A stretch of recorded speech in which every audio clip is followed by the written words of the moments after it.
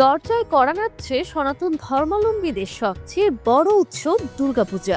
শেষ মুহূর্তের ব্যস্ততা চলছে প্রতিমা শিল্পীদের। রং ও নকশায় সাজানো হচ্ছে মণ্ডপগুলোকে। মহালয়ার মধ্য দিয়ে শুরু হবে এই উৎসব।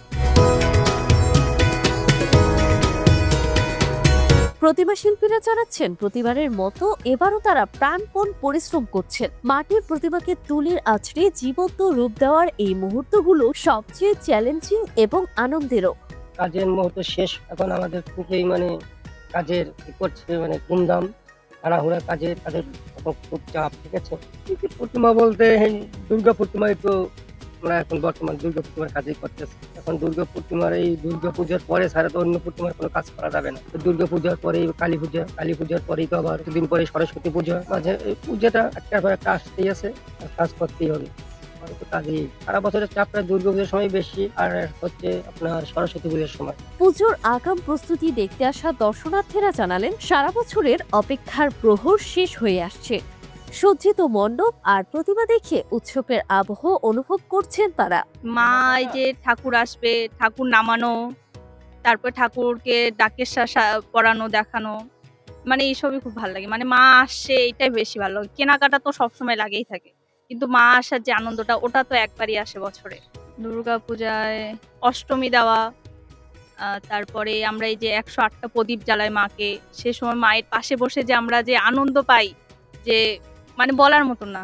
দুর্গাপূজা হচ্ছে বাঙালির ইমোশন, কারণ হচ্ছে বছরে দুর্গাপূজা একবারই আসে, আর সারা বছরের অপেক্ষা থাকে দুর্গাপূজার জন্য। এই দুর্গাপূজার অনুভূতিটা অবশ্যই সেই রকমই হবে, আনন্দের। দুর্গাপূজার যখন ভাসটা শুরু হয়, চারিপাশে শিউলি ফুল, কাশফুল, এত কিছুর আয়োজনে অবশ্যই কেনাকাটা দিয়েই শুরু করি আমরা। কেনাকাটার পরে অবশ্যই মণ্ডপ ঘুরতে তো সব থেকে বেশি ভালো লাগে। বিভিন্ন জায়গায় ঘুরে ঘুরে প্রতিমা দেখা, এর থেকে হচ্ছে বড় আনন্দের আর কি হতে পারে। আমরা প্রতি বছর মায়ের এই পূজাকে কেন্দ্র করে অত্যন্ত আনন্দিত সহকারে প্রত্যেকটি পূজা মণ্ডপে গিয়ে মায়ের এই উৎসবে অংশগ্রহণ করি। ষষ্ঠী থেকে দশমী পর্যন্ত মণ্ডপে গিয়ে মায়ের প্রতিমা দর্শন করা এবং উৎসবে অংশগ্রহণ করা, সম্পূর্ণ এই যে সপ্তাহব্যাপী একটা পরিবেশ বা আনন্দমুখর অবস্থা থাকে, এটি আমাদের জন্য অত্যন্ত ভাব গাম্ভীর্যপূর্ণ। মন্দির কমিটির পক্ষ থেকে জানানো হয়েছে, পূজার দিনগুলোতে নিরাপত্তা ও শৃঙ্খলা রক্ষায় নানা পদক্ষেপ নেওয়া হয়েছে। দর্শনার্থীদের সুবিধার্থে বিশেষ ব্যবস্থা থাকবে। সবাই যেন নির্ভয়ে ও আনন্দে উৎসব উপভোগ করতে পারেন, সে ব্যাপারে তাদের সর্বাত্মক প্রস্তুতি রয়েছে। আমাদের দুর্গাপূজার প্রস্তুতি এবছর শ্রী শ্রী রমনা কালী মন্দির ও শ্রী মা আনন্দময়ী আশ্রম পরিচালনা পরিষদের পক্ষ থেকে আমি মিন্টু বিশ্বাস শুভ, যুগ্ম সচিব। আমাদের দুর্গা মন্দিরে এবার যে পূজা শুরু হবে সেটা হচ্ছে দেবী দুর্গার মহালয়ার মধ্যে দিয়ে আমাদের দেবী দুর্গার আগমন ঘটে। সেটা 21শে সেপ্টেম্বর মহালয়ার মধ্যে দিয়ে দেবী দুর্গার পৃথিবীতে মামর্তে আগমন ঘটবে এবং এর মাধ্যমে পূজার শুরু হবে, শারদীয় উৎসবের শুরু হবে।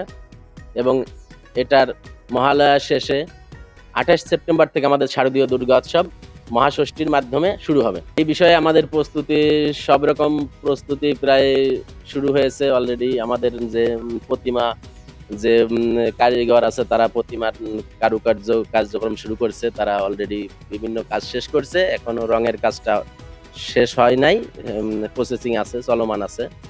আশা করি যে তারপরে আমাদের মন্দিরে যে সার্বিক যে পরিবেশ আছে, লাইটিং, ডেকোরেশন, এগুলো সম্পূর্ণ আমাদের এগুলো কাজ চলমান আছে এবং ইমিডিয়েটলি আমাদের এই কাজ সম্পন্ন হবে। মণ্ডপ সাজানোর বিষয়টি প্রতি বছরের ন্যায় আমরা এবারও চাচ্ছি যে যাতে সুন্দর একটু মনোরম পরিবেশ হয় এবং বিভিন্ন জায়গা থেকে দর্শনার্থীরা ভক্তরা আসে, সেজন্য আমরা একটু চাচ্ছি ভিন্ন আঙ্গিকে যাতে মন্দিরের চারপাশটা একটু সুন্দর এবং লাইটিং ডেকোরেশনটা যাতে সুন্দর করে করতে পারি, যাতে সবার একটা আকর্ষণীয় দেখায়। এজন্য আর কি আমরা এই কাজ চলমান আছে। দর্শনার্থীদের নিরাপত্তার কাজ করবে পুলিশ, আনসার ও স্বেচ্ছাসেবক দল। পাশাপাশি মণ্ডপের ভেতর ও বাইরে থাকবে সিসিটিভি নজরদারি।